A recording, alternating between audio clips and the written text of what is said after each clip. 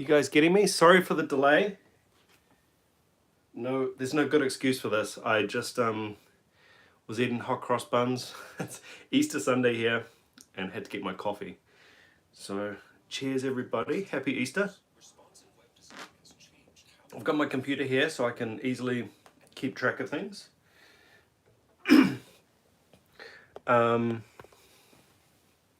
Hi Penny.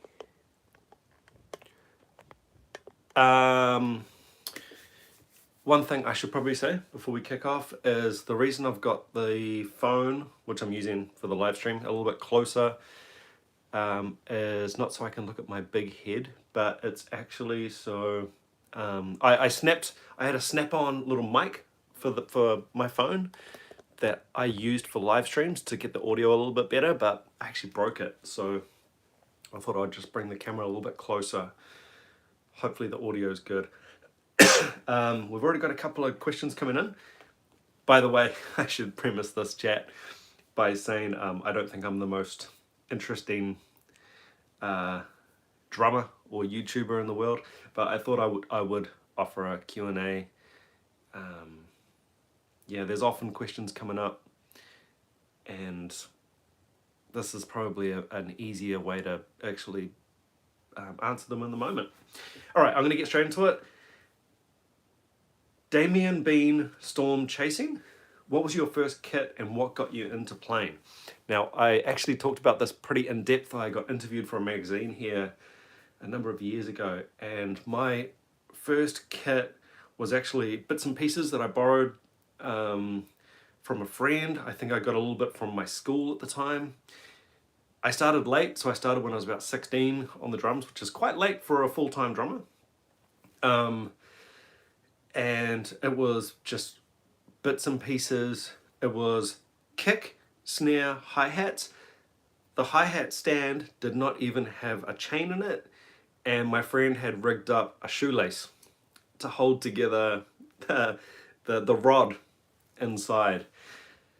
So it was pretty basic. I didn't have any money for a kit, and I don't think my parents really wanted to get me a noisy drum kit, and I ended up saving up, and I got my first real kit was a Tama Art Star with Zildjian Custom A cymbals. Damien Beanstorm Chasing again. What's your coffee of choice, leaded or unleaded? Leaded. I have been very, very fortunate to have viewers, subscribers, Patreon members sending me out coffee. Boy, I couldn't even, I don't want to start listing people's names in case I miss someone out, but Dean's Beans, all this new coffee to me.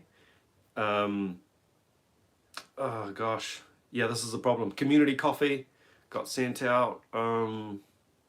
So much stuff. It's a little bit of a worry, you know, thanking people because I will miss someone out. Sean Vidal, he's already contributed. What size starter kit for a child 5 to 15 age range? And then he's put, it's a short question because $2.79 doesn't buy you many words. I love it. Well, thank you, Sean. You know what? I would actually recommend something like this. Now, I went to music school. I studied jazz at jazz school. I would never in my wildest dreams imagine I would be playing an E-kit. You know, the elitism around music school, and then you're on an E-kit? Come on. So I'm surprised. It's obviously very, very quiet. Depends on your arrangement with where you live. But let's try and get this a bit higher. If noise is not going to be good for you, it's better that you can play something right. Yeah, it's not an acoustic kit, it's fine. If you're getting lessons or if you're at a school where they've got an acoustic kit, you use that one. So I'd recommend this. The link is in the description of all my videos. It is a Roland TD 17 KVX. Now the reason I went with this kit is because of this. It actually uses a real drum kit hi-hat stand. And that tends to be a little bit more of a high-end or medium to high-end function. So I found the kit that is like smack bang in the middle. It's not stupidly expensive, but importantly, you can use real drum kit pedals. That was a deal breaker for me. So hopefully that answers your question, Sean. If you're getting an acoustic drum kit, I'm going to get off the fence here and recommend a Yamaha Stage Custom. In my opinion, a professional kit at a beginner price. It's, yeah, no affiliation with Yamaha. I just think it's the best kit for you. I'm going to plug in my phone because I think it's...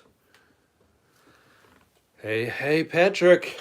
Let's keep this in there. That's what she said. And there we go. Good. Excuse me. Daniel Constantine. Hello, sir. How are you doing today? I'm doing good. It's Easter Sunday, so doing good. That was an easy question. I was expecting a barrage of difficult questions.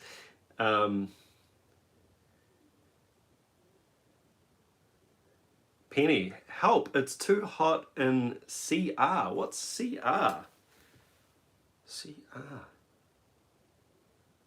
It's not... CR, is it a state? Not too sure. I should know this, right, Penny? But let me know where you are. Here's a good one. Brian Yates, good evening from New England. Hello, Brian. What's your opinion on burying the beater, pro or con? Very, very smart question. And if you're not sure what Brian's talking about here, the beater, oh, hold on. I've prepared one earlier. Ugh. So what Brian's talking about here is this is the beater, right, on a kick pedal that you hit the bass drum with your right foot. So he's talking about when you're playing. So the traditional, I guess, sort of jazz approach would be to play off the head. So you hit it and you bounce back. So just bump hits, like with a stick. Burying the beater, which is what Brian referred to as actually hitting and sticking. Boom. And it stays in the head. Loads this could be a whole separate video. If you like a dead sound on your kick, which I do, and then it's just killed it, think about burying the beater like you've stopped the resonance, right? Bam. You've just punched the kick, but you've kept it there. The head's not moving anymore, it's not resonating. You get a shorter sound. And this can also come into how loose your bass drum head is as well. A lot of people talk about jazz players playing off the head. A lot of that is because there's no porthole in the resonant head. Front head's really tight. The beater's hitting it. Spring, it's going to bounce off. So just a little bit about burying the beater. Which do I prefer? This is verging on one of these technique questions where there's no right answer. It depends on the situation. If I'm playing a bossa novas in a cafe and there's a lady giving me the evils next to me while she's eating her baguette, then I'm going to play off the head and play really lightly. If I'm playing in front of a couple hundred people and it's all fully mic'd up, bam, I'm burying it. No right or wrong. You'll hear a lot of purists, a lot of people in comment sections on Facebook groups and YouTube saying, saying burying the beat is bad. Really? It wasn't bad for Dennis Chambers, and Jeff Porcaro did all right burying the beater. So, I'll leave it there. Okay. Christopher Chappelle, I'm drinking Tim Hortons coffee from Canada right now. If anybody from Canada is watching this and would like to send me some coffee, oh my God, can't believe I'm just saying that, but I have heard so much about Tim Hortons. You don't have to send me coffee, but I'm looking forward to one day drinking some Tim Hortons. Jonathan Hiles, good evening from ZA. ZA? Arizona? I don't know what ZA is. Now, Arizona would be AZ, wouldn't it? You reviewed many extreme metal drummers, but if you can interview one of them, who would the first one be? It's a great question. I have actually reached out to a few metal players. I was a little bit guilty on my podcast, the NZ Drummer Podcast. Thanks for asking. What's that? Yeah, still available. Still available on iTunes. Yeah, Stitcher. Yeah. Yeah, anywhere you want, Spotify. Yeah. So just answering those other questions there. On my podcast, I was really guilty of talking to people who were probably within my wheelhouse. At first, the podcast was all local players who are doing really good things locally in New Zealand. And then I expanded it to people that I essentially knew a lot about. And if I know a lot about them, it's because I like their style, I like what they do. So it was still a little bit insular. I went out of my wheelhouse by doing the Metal Roundtable episode with Jamie St. Marat from Ulcerate, who a lot of you guys have recommended. Kiwi drummer, metal guy, insane chops. That episode was a little bit of a game changer. And then doing these videos just changes everything. Back to your question. I would love to talk to Chris Adler. I think he would be a great one. Who else? Seamus. I have talked to Seamus and we have discussed the possibility of doing something. I'm trying to think. I mean, any of them, right? They're all so different to what I do. It's like a different instrument, to be honest. So Travis Orban, one of these, I think it'd do me good to talk to one of the real technical, one of the real deep thinkers in that world. I'm not saying some of them aren't deep thinkers, but yeah, you know what I mean. One of the guys in there who's just really in the weeds of extreme metal. I don't know why, but Chris Adler is the first guy that comes to mind. Hopefully that answers your question. Damien Beanstorm Chasing is hogging all the questions here. All of the review videos you've done, what was your favorite? I'm really disappointed in myself because we're already halfway through April that I didn't do a best of 2021. I sort of did, but I didn't do one video capturing it all.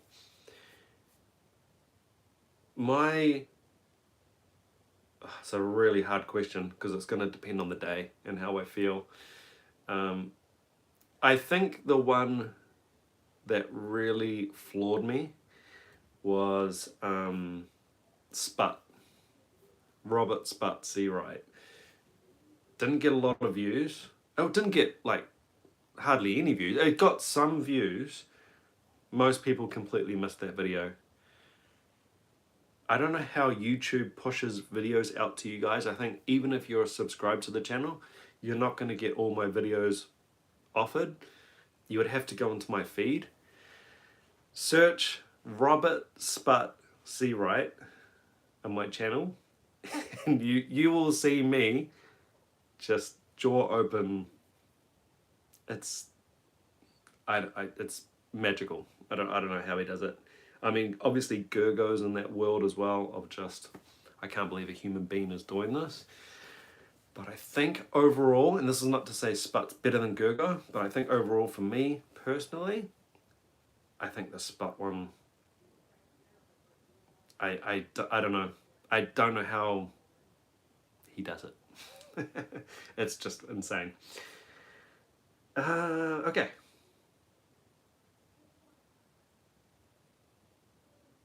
Oh, Sean Vidal, did you answer my question? My food showed up. I'm in hospital. What? Yes, I did answer your question, Sean. Hopefully you're okay, buddy. About the kit. Long story short, please go back into the video to see my full answer. I actually recommend this. Most people are in a situation where they can't play an acoustic drum kit these days in an apartment or wherever they're living, so I would probably go for something like this, which is getting close to a real acoustic with the real pedals. Roland TD17KVX. If you do want to go acoustic, I recommend a Yamaha Stage Custom.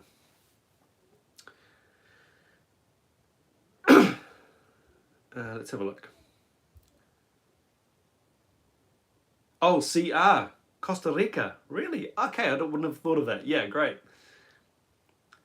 Not R. Kelly. It's one of the best handles on YouTube. Godmother of Drumming going to put out new videos. That's good to hear. Patrick McNellis. Did you grow up in a musical family? Second part, does your son or wife play any instruments? Part one of your question, Patrick. I did not grow up in a musical family. And I've got a lot of musical friends who were the same, actually. And I guess if music really speaks to you and reaches you, then none of that's probably going to matter. It's going to be natural advantages, I guess, if your parents are really into music, having a lot of music around in the house, having instruments there that you can just jump on. None of that. None of that at all. My son, he really enjoys music. He doesn't play an instrument. He jumps on the drums every now and then. Being someone who's taught for a long time, I'm well aware that it can sometimes be a really bad idea to try and teach your kid an instrument, or to try and make your kid do anything to make your kid do anything full stop, but to make your kid, I guess, to try and live your life through your kid again, or try and live a better life through your kid. If he doesn't want to play drums, that's fine with me. A musical instrument, you should be fighting to get on it. You should be fighting to get on that instrument. You should have parents begging you to stop, not the other way around. So that's my view on that. Drum tuning videos. I've done a few of those. Again, YouTube's probably not pushing them to you. Like if you watch the reactions, you're probably not getting my lesson type stuff. I did a tuning video a while back. I got a brand new snare head, and the video I did in real time, from taking the head off to putting a new snare head on, and I think I went through 7 different tunings in real time. It wasn't the most exciting video, but it was important for me to show you in real time. One thing I can't stand with like smoke and mirrors online, on YouTube, is, hey, here's how I tune a snare drum perfectly in 2 minutes, and then fade out. And you come back and, wow, the snare sounds amazing. That's no good to anyone. So the video I did, I went through in real time, start to finish, all the different tuning ranges, no edits. It was just completely open. You'll find it, I think I called the video How to Tune a Snare Drum in 5 minutes or something, I can't remember. And then I ended up doing a review on that for Modern Drummer magazine, so you could find that. I think it was 2021 January Modern Drummer issue. I did an article in that about it. Where are we? Here.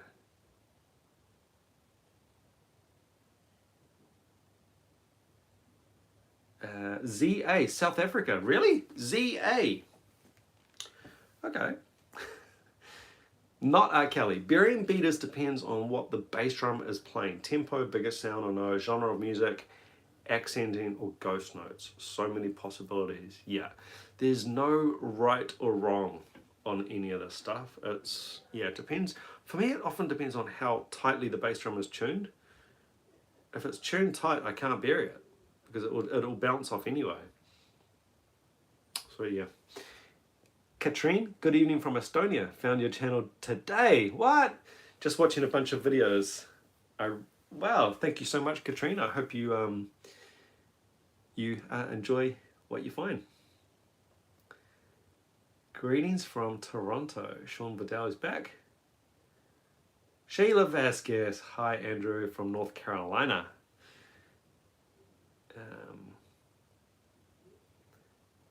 The title, Riley McDonough. The title of the live stream doesn't make sense. Doesn't it? Live Q&A. Does anyone have any questions? And then I put, well, obviously meant related to YouTube, drumming, teaching, or coffee. Does that not make sense? Let me know. Anyone else, let me know if the title was misleading or didn't make sense.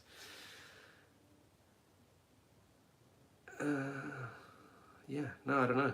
It seems to make sense to me. Jonathan Hiles. So you have Mike Mangini, Eloy Casagrande, and Jay Weinberg. If you could have a full one-day lesson from any of them, who would it be? I think at this point I'd say Eloy Casagrande.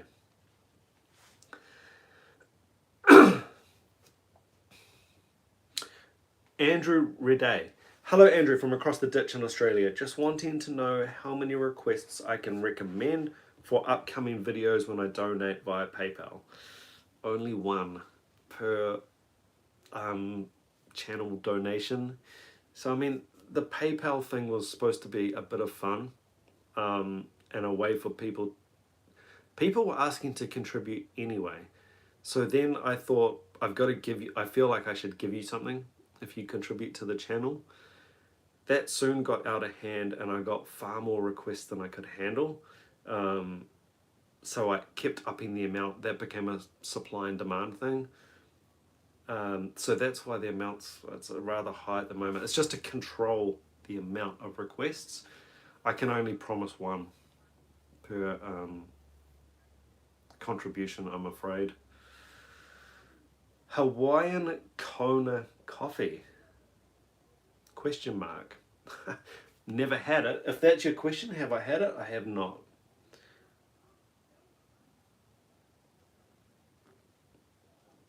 Sheila Vasquez.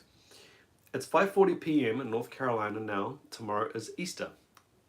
It's Easter here today. It's 9:41 a.m. in the morning.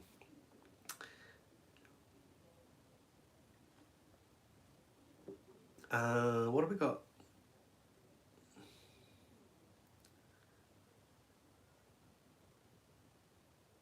Oh, right. Okay. I see. Yeah. You guys, you got me? Yeah, I misspelled does anyone. Okay. I see what you mean now. Got it. So I've put live Q&A. Does any more have any questions? I was typing this on my phone with my fat fingers.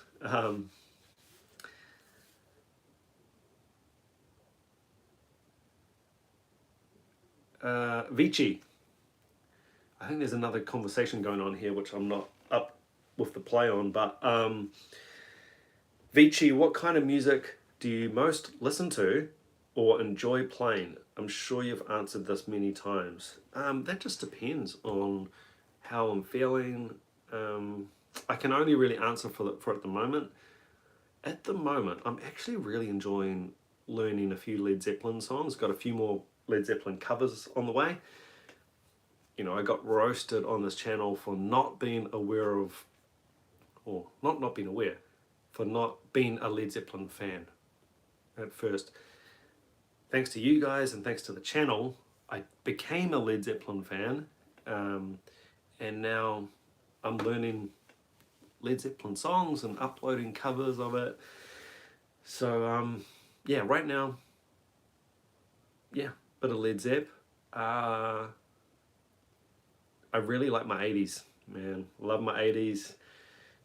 So I listen to a lot of, not really drum focused stuff, like just a lot of great pop stuff actually. A lot of, you know, 80s new wave and stuff. That's kind of what I would have on in the background as I'm going about my daily chores. So sorry if that answer's probably a little bit of a disappointment for you, but yeah. often, because my whole day and my whole life is drums, when I'm relaxing, I just put on something that's not too demanding and taxing, that I don't have to, what time signature is that? Like, I don't have to think about too much and just have a nice melody stuff in the background. Happy Easter, Sheila. Fred Turati. Hi, mate. Hi, mate. Australian expat. Hi, mate. Australian expat in Washington, D.C. How tough is it to learn drums from scratch as a 50-year-old digger? So, Fred, I would say one of the big misconceptions and myths is that, this whole thing of you can't teach an old dog new tricks. I'm not saying you're old, but this whole thing of, if you're not a child prodigy, if you don't have the talent, if you're not a natural on drums, you can't do it, it's going to be really difficult. Absolute nonsense. I've been teaching drums for full-time for about 16 years, and it's just not true. Young kids come in with advantages, the natural advantages of youth. They're not as worried about making mistakes as adults. Adults come in very timid, actually. It's like they don't want to make a mistake, which is the absolute wrong way to go about your drumming. Just jump in, have some fun, make mistakes. You're only going to improve and learn from the mistakes. 50 is the new 40. Just get in there and give it a go. It's all going to be about the teacher. Or, I'll tell you what, in the description of all my videos, there is a link to do a 30-day free trial with Drumeo. Have a look at that. I've got lessons on here. Do the free trial with Drumeo. 30 days free. Maybe Drumeo will really work for you. One amazing thing about Drumeo, and I have to give them a shout out for this, and this surprised me since I've been working with Drumeo, is how responsive they are to questions. So if you've got what you think is a silly question, they'll answer it like pretty much straight away. It's incredible. I don't know how many guys they've got chipping in, guys and gals, chipping in with help in that regard, but it's amazing. It can be hard to find a good one-on-one teacher. You need someone with real empathy. One of the key advantages of a good drum teacher, it's not the chops, it's not how many gigs they've done, all that stuff is great. In the end, it's empathy. Actually, do they know how to work with someone? Do they only take the star students who are already really advanced and easy to teach? This is a whole nother video, but my superstar students who are just killing it, I don't have to do hardly any teaching with them. They teach themselves. They're playing drums all the time. Some of them are not going to school because they're recording albums and playing in festivals, so they've got to take time off school. With those students, I don't do much teaching. I'm there as like a mentor, someone they can bounce ideas off. They can say, hey, should I take this endorsement? Hey, what do you think about this record label? Do you know this guy? All that kind of stuff. So a big misconception is, like, you could see a star student of mine who's amazing and think, man, he is a good teacher. It doesn't really work like that. It's all about the student. And, not everyone who comes in is young and is going to be a star drummer. That's just reality. I love working with those people. I was a slow learner on the drums. I started at 16. I've got a student who's recording his own albums under his own name, playing all the instruments, including the vocals, and he's younger than I was when I started on the drums. Think about that. Anyway, long story short, Fred, just get in there, man, and have some fun. If you're not sure what to do, start off with my 30-day free trial with Drumeo and just go from there. Plenty of beginner courses on there, and just above all, have some fun. Just have some fun. Sheila, you're 16 hours ahead of us. Yes, we are. I can give you guys advanced sports results. Can make a little bit of money off this. Living in the future. Sean Vidal, it's okay, Andrew. I live 20 minutes drive from the first Tim Hortons and I've never had Tim Hortons coffee. What? You don't drink this stuff? You don't drink coffee at all, or you just don't drink Tim Hortons? Sounds a bit crazy. Remember when I was in the States and we were doing a drive from, can't remember where we were, somewhere in California, we were driving to Las Vegas. This is a while ago. I'm not sure of the geography, but anyway, we had a stop off. We went through like Hoover Dam, Grand Canyon. Absolutely mind-blowing. We stopped off at this little diner that was not very far away from the Grand Canyon, and this real salt of the earth lovely lady in the diner served us, and she had a fantastic like drawl accent, and you know, what are you kids up to? And we said, oh, we've just been to the Grand Canyon. It was just mind-blowingly amazing, and we were just still buzzing about it. And she said, oh yeah, I heard it's beautiful out there. And we were all just like, you've never been to the Grand Canyon? And I don't know, 30 minutes, an hour from the Grand Canyon was this diner.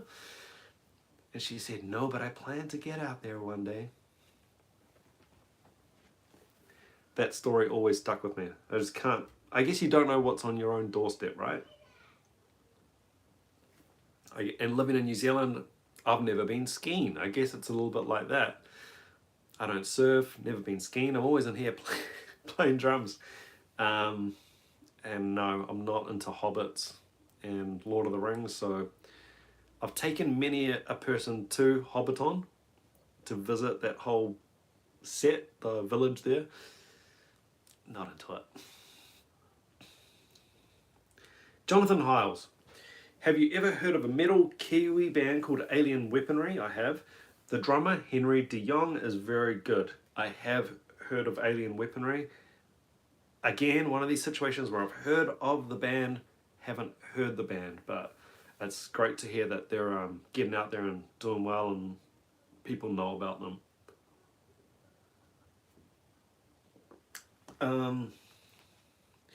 Sheila, I watch all your videos. Have you checked out Cena on the drums? I don't think I have. Remind me of this, Sheila. Can you comment in the comment section of this video and just say, hey, reminder about Cena, and we'll get on that. Brian Walsh, hi from Ireland. Have you ever felt a plateau in your playing? Many a time. And how did you deal with it? Question mark. I'm going through one now and I'm getting frustrated with what feels like a lack of improvement. Yeah, my suggestion, Brian, would be don't misconstrue a perceived lack of improvement with an actual lack of improvement. Benny Grebb's big on this. I think we talked about this on the podcast with Benny Grebb. Is recording yourself is so crucial. I've talked about this so many times on the channel. People told me about this when I was at music school. Hey, you recording yourself? You should start recording yourself. And I ignored it. Yeah, don't have time to record myself. I don't want to go there. And probably subconsciously I don't want to hear myself because I know it's not good. Recording yourself is it's like a photograph, right? So like a photograph doesn't really lie, a recording's not going to lie. So what you might do is, let's pick 3 things that you might want to work on, and I'm just going to guess on like a 3-month journey that I might take a student on. We're going to get our singles and doubles, we're going to push them up a whole nother level in the next 3 months. linear chops. We're going to bring them up a whole nother level. So you've got the facility to play more complicated and difficult songs. And what's another one? Songs. Always got to have songs in there. We're going to learn these 10, 15 songs in the next 3 months to a level where you could cover me at my gig and play them and the band's fine. That's often a benchmark with me. Can you cover my gig? Just for me and my students. I want you to be able to cover my gig. I don't care that you can play a 4-bar exercise. Can you play a song for me at a show? Anyway, so you need to know what the rules are of the game, right? No one likes playing a game if they don't know the rules. You set this 1 month or 3 month plan, maybe 3 things, maybe 4 at a stretch, of things that you are frustrated with, that you know need improvement, or maybe bandmates have said, people have commented, it's not that good. You find those things, write it down, really important, always write this stuff down. Keep it in your diary, and record yourself playing them at the start of this journey, this 3 months. Record everything. Let's make it like an hour practice session or 30-minute practice session. You go through everything that you want to work on. You film it, record it, store it away in a folder on your computer. Then you work on them for 3 months, methodically. Metronome on the downbeats, metronome on the offbeats, all the stuff, all the good stuff that you want to do. The songs consistently, these 10, 15 songs, you work on them. Record the whole thing again at the end of the 3 months. And then make time to watch the first video and then watch the second video. I would be stunned if you didn't see an improvement. More than that, if you consistently worked on all this stuff with the written down plan in mind, there's no way you can't improve.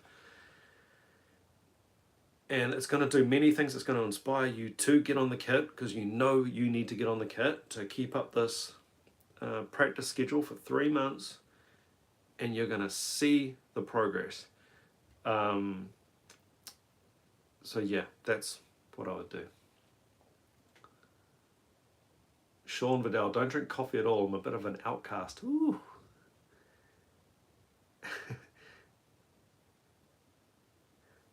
I only live 40 minutes away from Niagara Falls and only go when taking guests. It's the locals phenomenon. Absolutely true. I know you just got interested in Rush. What was your reaction to your first viewing of a Neil Peart solo? I feel like with Rush, it's kind of what I expected in a weird way. I knew from what I'd heard about Rush, my professor at university, at music school, was Canadian, and he was a Rush fan. He would mention them a bit. You just hear like little things. Rush was not a band here at all. I've talked to my drummer friends locally about this. None of them listen to Rush. None of them could name a Rush song. Everybody knows Neil Peart is the drummer at Rush. Everyone's heard of Rush. No one here has listened to Rush. Yeah, in a funny way, they were actually what I was kind of expecting. Vocals aside, I wasn't expecting the really high register vocals. So that was a surprise. Difficult songs, very orchestrated parts. I would love to do a few Rush covers, but I mean that would take a little bit of time to get it all down. I mean, Neil's pushing himself in the songs, and he's the guy. So for me to jump in and try and cover that, I mean, it will be really tricky actually. The Led Zeppelin covers for me are much more comfortable because it's already sort of in my wheelhouse. a lot more sort of grooved bass with, you know, triplet fills and stuff, and it's pretty comfortable for me, despite not knowing much about Bonham before. And I'm not saying I'm better than Bonham, but it's just comfortable, it's within my wheelhouse. The Rush stuff's not. I mean, I don't do a lot of odd time. I never get hired to do odd time stuff. So yeah, that would be something really out of the bag. I'd have to work hard on that. Rush is my favourite. Oh, that's good to hear, Sheila. Y'all need to turn that around and get New Zealand listening to Rush. Yeah, look, it's a really interesting thing, eh? But a Canada Kiwi thing with the A. Some bands just don't make it overseas. That's really surprising. You'd be surprised what random acts are popular in certain parts of the world, and what groups just for whatever reason, whether it's a record label thing or the style of the music or whatever, it just does not connect in certain areas. It's really strange. We got any more questions? I was actually expecting more drum specific stuff. We did get the bass drum burying the beater question, so that was good. I do want to stress that I don't think I'm the most interesting person in the world. My Q&As have never, in the past when I have done Q&As, they've never, you know, gotten a lot of views or anything. So it's not, I'm more than aware that there might not actually be a lot of questions. Or the other thing that happens is people do have questions in the moment watching a video, so they'll type a question into the comment section, but might not necessarily remember that question for a specific Q&A date. So, Springy, oops, only 40 minutes late this time. Springy, I must admit, I had to change the time on this morning. I was busy eating hot cross buns because it's Sunday here. Eating a lovely hot cross bun for breakfast. And then I was like, oh, what? So I did delay this 15 minutes. Sean Vidal, they never toured in New Zealand. That's how they grew their fan base here, pure and simple, touring. Absolutely. Of course, if they had come here and toured, of course, we would have had a Rush following here. And you will still find a cult following here of Rush. I'm just saying, on the whole, generally speaking, no one, your average civilian probably wouldn't have even heard of Rush, or definitely not have any albums. Church of the Holy Mo. I used to read music on a different instrument. Any tips to reading drum scores or just start doing it? Well, you have to understand how the drum stave works. Bring up a Drumeo transcription here. So you've played other instruments. I'll bring this up here. So I'll use a pen so I can get really detailed. I'll just quickly go through the stave. So treble clef, if this was treble clef F is the bass drum down the bottom. The note in the middle you see there, which would be treble clef C, that's the snare drum, and the little X's up the top are hi-hats. So on a drum clef, we substitute pitched notes for actual parts of the drum kit, if that makes sense. All of my students who I get who have played other instruments have a massive advantage with this. They pick up drum music like that. They can already understand the rhythm. They're used to how music works, and they learn really, really fast. And they all find reading drum music a lot easier than something like piano, where you've got two clefs. So yeah, once you know the basics of where the actual drums sit on the clef, you're laughing.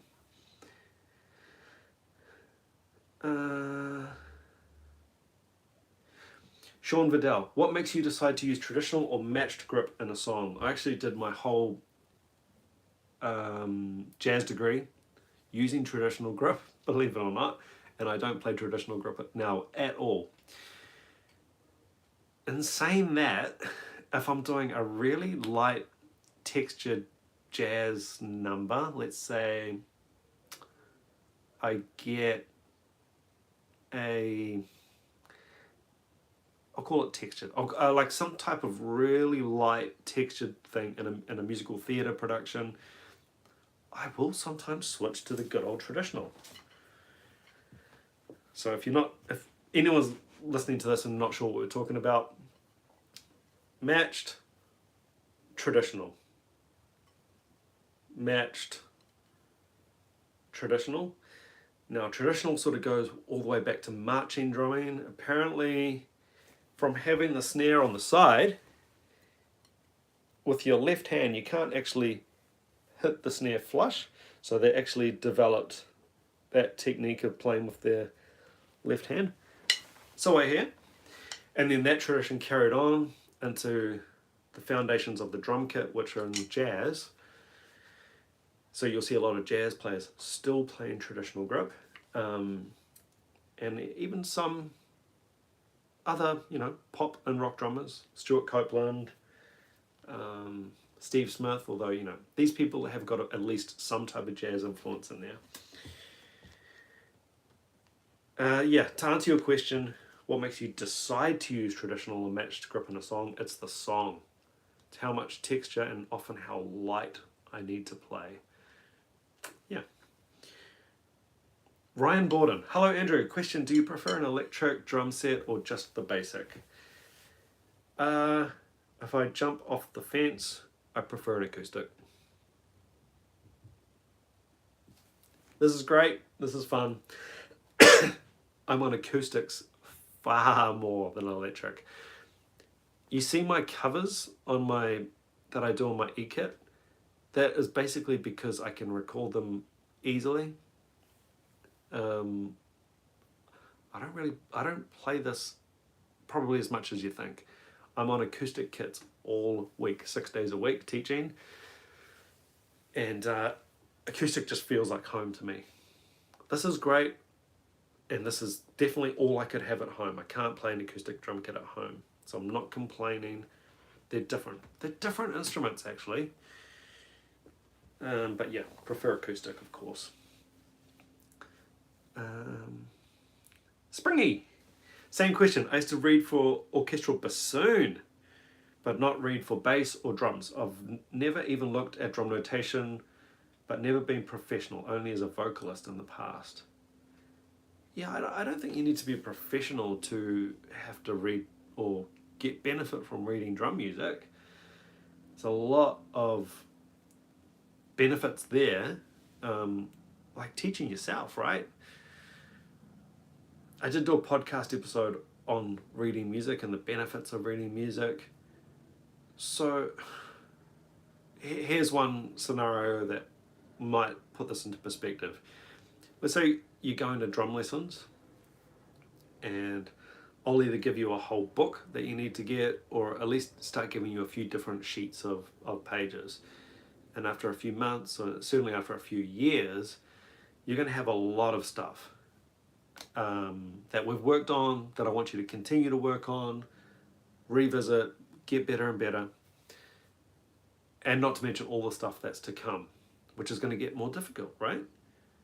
How are you going to remember what we've done if you can't read the music? That would be like not being able to read English.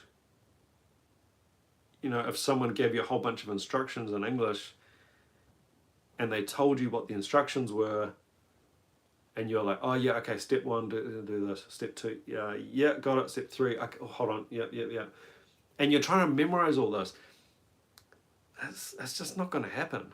And then if we brought that back to like a drum lesson, once you're up to step or exercise, 150, how are you going to remember all this stuff? So it's a practical thing.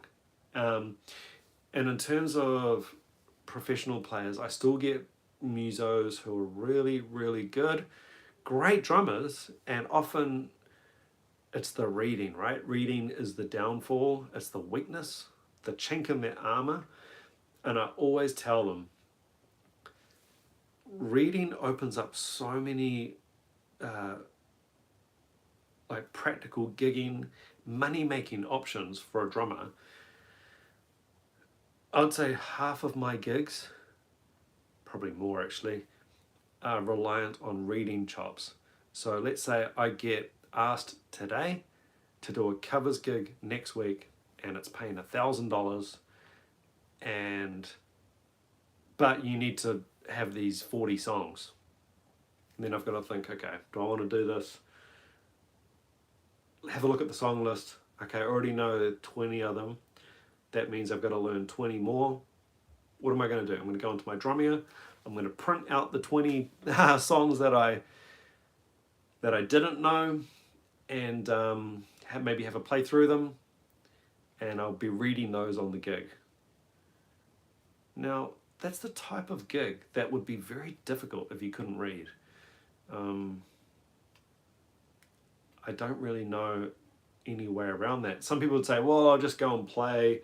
I roughly know how the songs go. It's like, boy, I don't know what kind of level gig that is, but if you're getting paid a lot of money for a gig, it's likely that they're going to expect a really high level of playing. You know, the fills are like the kind of the right feel in the fills, and you know exactly the structure of the songs. Yeah, I don't know how people do this without reading. Musical theatre, essential. So I've done so many shows. You can have a look on my website bio. I've done, I think now, over 20 musical theatre productions. And that's all work, right? That's professional paid work for a drummer. That work is going to go somewhere, and it's going to be going somewhere to where the person can read.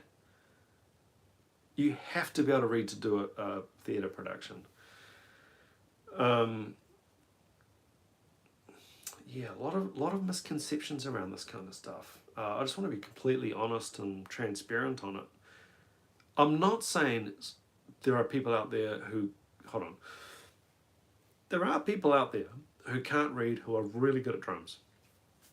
Of course.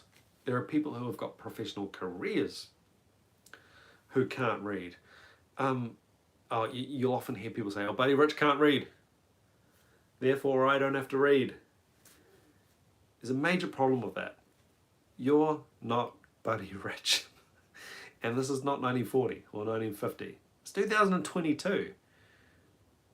Budgets have gone down. Time frames have gone down. Appetite for Destruction, they were in the studio for 3 months recording that album. Now, you'd be lucky to have a couple of days in the studio to record an album. Time is money. If I get hired to lay down drums on an album, someone's paying for this time. I really felt that when I first started recording. I really did get that. It dawned on me, and I finally realized, I was in the studio, you know, there's high pressure, there's people around, engineers there, and he's, you know, looking at you and hit that rack time, and you know, I really got the feel for, you know what, someone's paying for this, and I'm here to lay this down really good, real fast. And if they have to muck around micromanaging a drummer who doesn't quite know what he's doing, you know, they're just going to get someone else. So, yeah. Okay. You'll never do studio sessions if you can't read. Yeah, probably not. Only Glenn Campbell did that. Glenn Campbell can read? That's crazy. And none of us are Glenn Campbell. Glenn Campbell, a lot of people will know him as the, you know, Rhinestone Cowboy, which is a great song. Not to dismiss any of his solo stuff, but he was a guitarist in the Wrecking Crew. the infamous Wrecking Crew. Glenn Campbell is a mofo on the guitar. Was a mofo.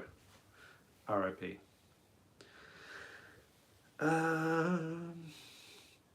Lawrence Kinkopf. I always struggled at sight reading in band class. I was ridiculed for my sight reading for a vibraphone piece. That said, I agree with you about reading. That's really unfortunate, and that can lead to, you know, not wanting to be in those situations. I'm sorry to hear that. Sheila Vasquez. Mia Morris is a hell of a drummer as well. Another name I don't know. Please also add this into the comment section, and we'll see what we can do. Ian Franks, what is your opinion of Brian Bennett from The Shadows? My honest opinion is nothing, because I don't know Brian Bennett from... I've heard of The Shadows. Cliff Richard and The Shadows? I don't know. Is that The Shadows that we're referring to here? Sorry if it's not. But sorry, Ian. No, I'm not familiar with Brian Bennett. Maybe I should be. Springy's back. I've been cheating for 54 years, but I fully understand. I read music, but not drum notation. I've never played drums in anything other than cover or my own originals bands. Springy, if you read other instruments, or you can read music, you will find reading drum music stupidly easy.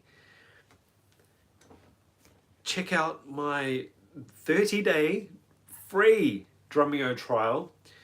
There's a section on the sidebar. I wish I could share my screen here. There's a sidebar on Drumeo, like lessons, coaches, all this kind of stuff. There's a section called songs. Go do the trial, go to songs, you get access to literally thousands of downloadable transcriptions. Go on there, find a song you want to learn, print it out, and maybe I could do a video on how to read drum music as well, just like the basics of actually which notes are which, what spaces correspond to which part of the drum kit. You will figure it out. Oh yes, I was right. Cliff Richard and the Shadows. Yeah, I actually did a musical theatre production with that style of music. What was it called? Slice of Saturday Night. It was all the 50s, 60s type stuff. I think that's the Shadows era, is it? 50s, 60s? I love that kind of stuff. I'm not overly familiar with Brian Bennett though, or not familiar with him at all. But yeah, I love that stuff. I mean, Buddy Holly, that kind of era, magical. Still, it was the real formation of rock and roll, and they were still living in jazz world. I mean, Rock Around the Clock is just a classic. Have a really good listen to Rock Around the Clock. It's the craziest drum part. It's the craziest juxtaposition of styles. It's full like big band, but pop, but yeah. Rock Around the Clock is a real, I don't know, turning point. It's like a whole new chapter in the world of music to me. Pretty miraculous song when you listen to it and you break it down. Suzanne, I've got your pick coming real soon, so please sit tight for that. Yeah, if we've got any more questions, I'm happy to answer anything. And if not, we'll probably call it a day. And what would you like the next live video to be about? Have you thought about some good topics? I was thinking about we could talk about our favorite albums. Did we already do that? Can't remember. I don't think we talked about it. No, we haven't talked about our favorite albums. I think I just had that as an idea and rolling around in my head for quite a while now, but I think that'd be quite good. It's a bit of a forgotten art, the album, with Spotify and you know, just a lot of randomizing of what you're listening to. You know, it used to be the case that you saved up for an album and, you know, you saved up actual money when music wasn't free, and you know, you read the liner notes of that album, you knew the track listing of the album, you knew who the engineer was, the A&R, because you had read so many times and you were so into this album. Now, you know, I'll get young students and they'll be like, oh, I want to learn that song, it goes blah blah blah blah blah, and you think, oh, who's it by? Oh, I don't know who it's by.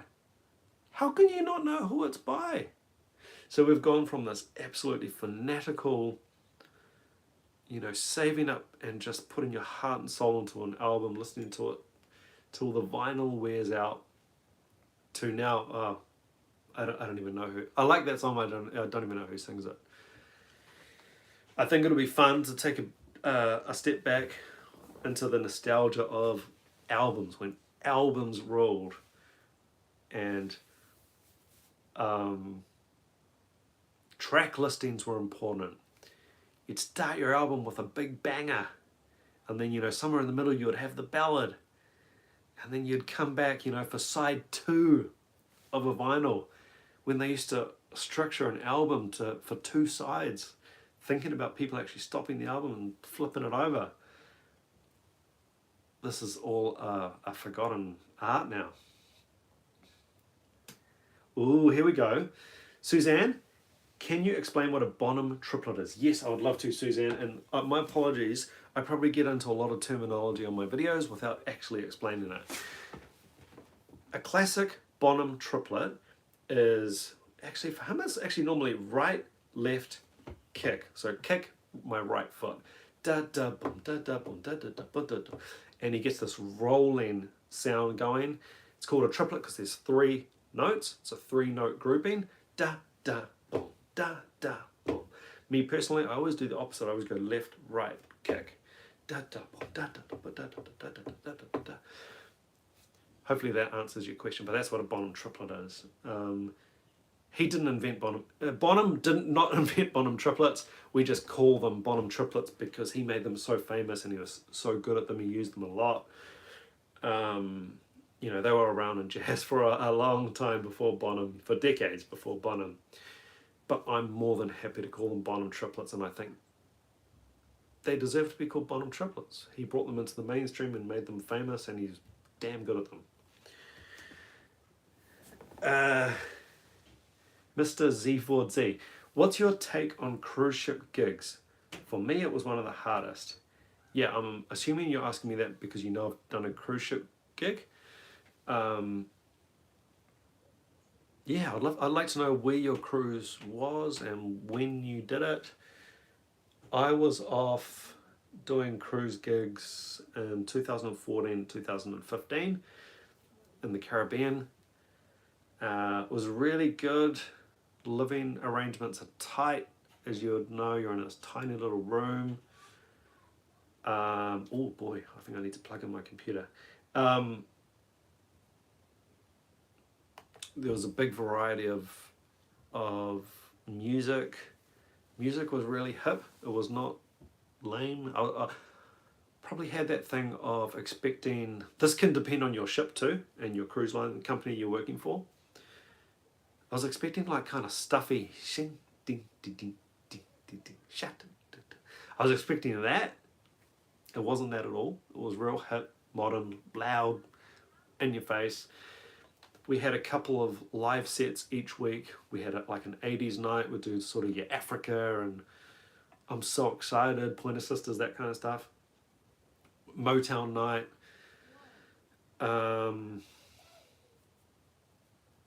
Yeah, what else? Funk, disco night. And then on top of that, something that we had on our ship as well, we had a lot of theatre productions. I think we did 4 or 5 theatre productions per week. A lot of reading. And then we had Superstar Live, which was essentially live band karaoke. Now this situation, if you want to talk about reading and pressure, big theatre, live band karaoke, I'm the only one with headphones and click, have folder after folder of songs. I think there might have been around about 200 song options. And you're not going to be learning 200 songs on a cruise ship, no way. So this is full-blown reading. And the engineer, who was at the other end of the theatre, he'd say, the next guest has chosen song number 164. Man, I feel like a woman. I'm the only one on in-ears. So I would say to the band, 164, man, I feel like a woman. Each person in the band finds the corresponding folder with song 164 in it. Pull open this big folder, chuck it up on the music stand. Person by that point has made it to the front of the stage. Engineer through the cans. You ready? Ready as I'll ever be. Click, click, click. Dun, dun, dun, dun, dun, dun, dun. Let's go, girls. And then you're away. Again, it's one of these situations where you are just going, thank you, thank you, God, for for being a reader, for all those punishing reading sessions at jazz school. There's no way you're going to fake your way through that. There's no surviving that if you cannot read. Forget it. Oh, here we go. I did 1 year. 6 months Alaska, 6 months Hawaii, charts all the time, tight deadlines. Yeah, this is the whole cruise ship thing. Was really funny, actually. It kicked off in one of the forums. And as you would know, so many misconceptions about cruise ship drumming. There's misconceptions about everything in drumming, everything in music, everything in a professional music career. Just people commenting who don't know what they're talking about. And this thread was amazing. Oh, I wouldn't do that. You're cooking when you're not on the stage. And when I heard that, my brother's uncle's sister's grandmother said that she heard a guy at the pub say that when you're not playing in the band, you'll be cleaning rooms.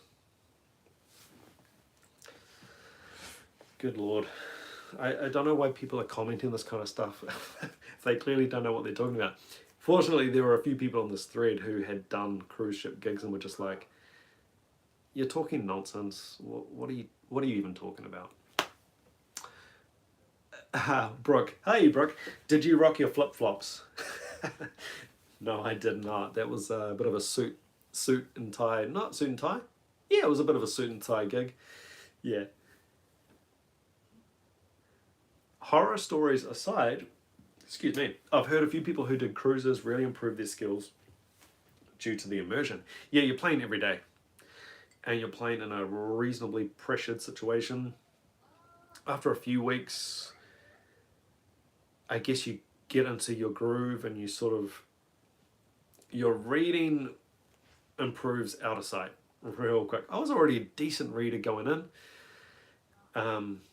but yeah, got really good on the ship for sure.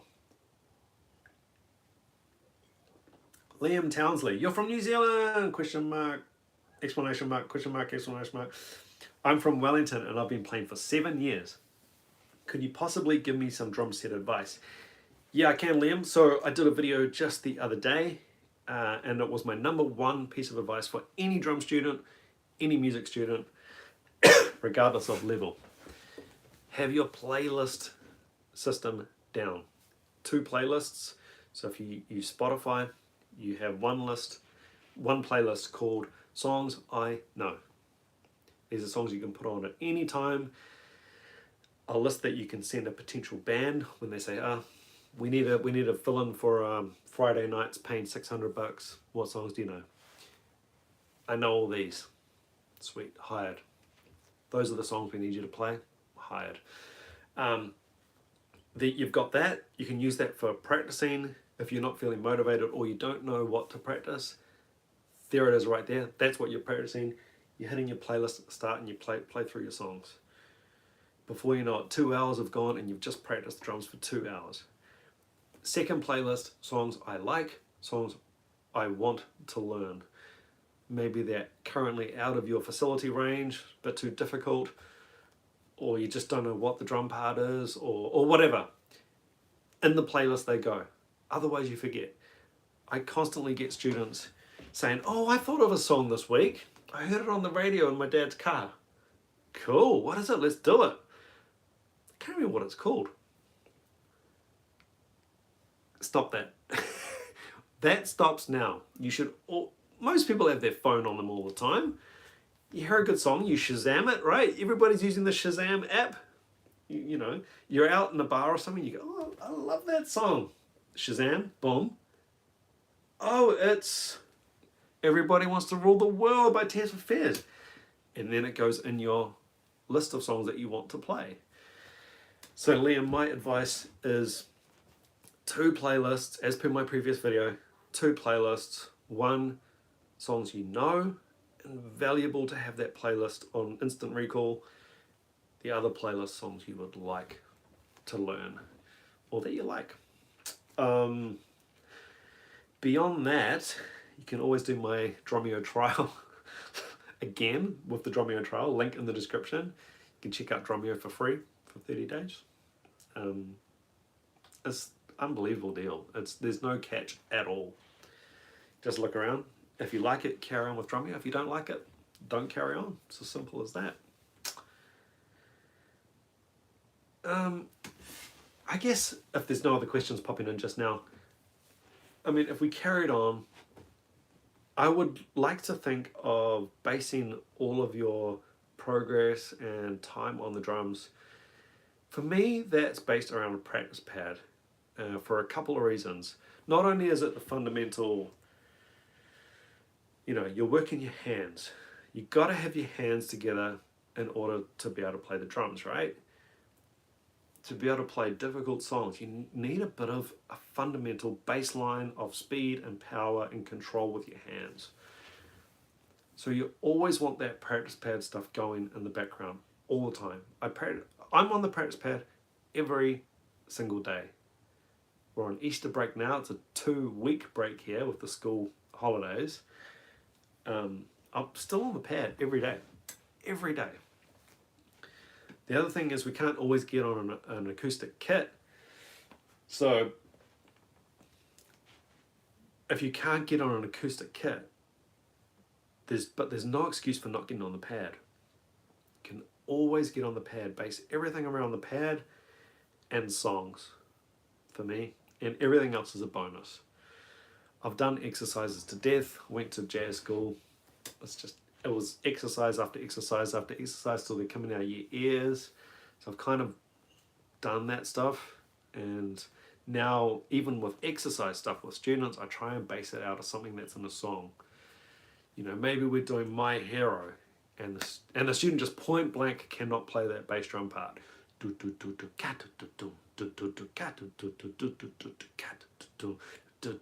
I can't play that, there's too many bass drums.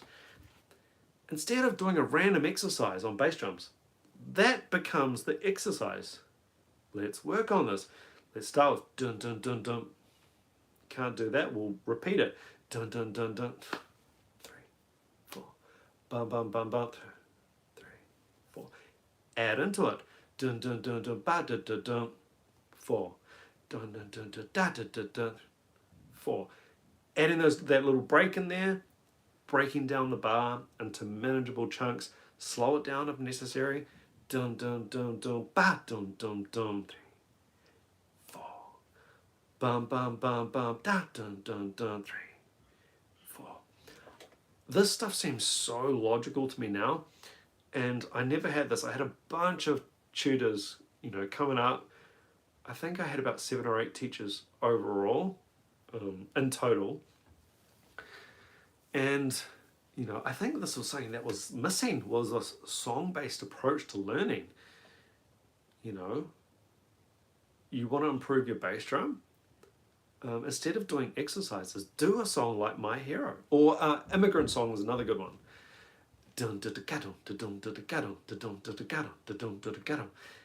You're working a lot of things by playing through that song.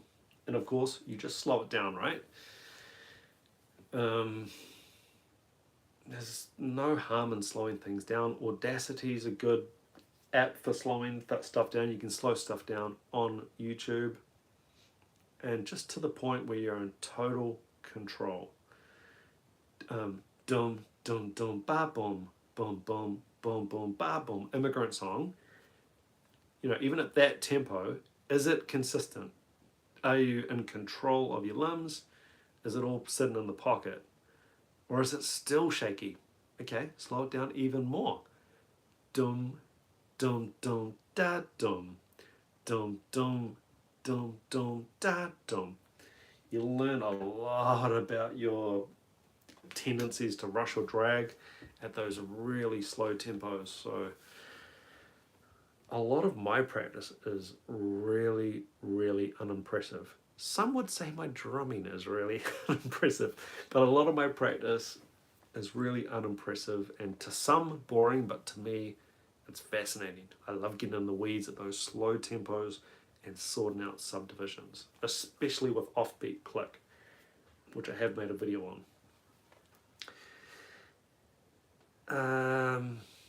Church of the Holy Mo. Yep, getting that fourth right foot beat in time is taking me some time on a different song. Oh yeah, it's tricky. I think we have been going for quite a while. I'm gonna wrap it up there. Any final requests? I've done my best to answer everything. Hopefully I didn't miss anyone. But yeah, I really appreciate the support, everybody. It's getting a bit cold here, actually. It's Easter Sunday, so I've almost recovered from a very, very chocolatey hot cross bun that I had for breakfast. But I've almost recovered, and I think I'm ready for another one. And yeah, it's been great seeing all these questions come through. And yeah, I've got a nice treat ready for you guys for tomorrow. A nice video that I think you guys will like. So hey, I really appreciate the support. The subscriber, I had a little bit of a moan the other day about the subscriber ratio. Not the amount of subscribers. That's amazing. The subscriber ratio was really low. That's coming up. So I'm really grateful for that, for all the support, anyone who's subscribed to the channel. Okay, here we go. Here's another one. What's the hardest song you've nailed? That's a tricky one. Actually, it'll be one of the Soundgarden ones. Might not look like it. You'll find my cover of Black Hole Sun on the channel. That was I was going to say surprisingly difficult. It's not surprising because it's Soundgarden. You expect it to be difficult. But boy, that was, yeah. Go and download on my Drumeo free trial. Go along, download the sheet music for Black Hole Sun. And see how you get on. Jeez Louise, that was difficult. Yeah, actually it's one of those covers that I did where I think people commented and along the lines of, oh, why do you look bored? Or you know, like, oh, you're not getting into it enough. You need to really get into it. It's like, dude, I am just holding on here. I'm not going to be playing Black Hole Sun going, woo, hey, woo. Like, you know, I'm like this. So it's not boredom, it's concentration. Okay, I think we'll wrap it up. Thank you everybody for the questions and the support. And I look forward to seeing you on the next video. Peace out. Ciao.